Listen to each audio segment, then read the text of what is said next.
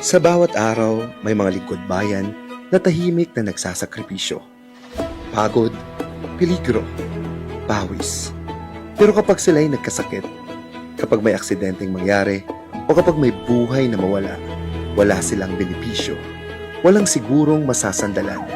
Ito ang realidad ng ating mga job order workers. Ngunit ngayon, may pag-asa. Sa inisyatibo ni Vice Mayor Rex M. Daguman, bawat job order ng LGU Calbayog ay magiging protektado. Project Rex, Rescue, Empower, Extend Care. Ang Project Rex ay programang naglalayong magbigay ng accident and death insurance para sa lahat ng job order employees ng LGU Calbayog. Lalo na para sa mga manggagawang araw-araw na humaharap sa panganib. Ang mga street sweepers, garbage collectors, watchmen, rescuers, at traffic enforcers.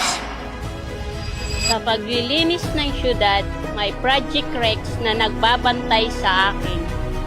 Sa bawat buhat ko ng basura, may proteksyon para sa pamilya ko. Sa gitna ng kalsada, hindi ako nag-iisa. Habang nagliligtas kami ng buhay, pinagliligtas din sa amin. Sa gabi ng pagbabantay, may katiyakan sa bukas. Project Rex, ang Bayan protektado! Project Rex, Rescue, Empower, Extend Care. May Rex na nagbabantay sa imo.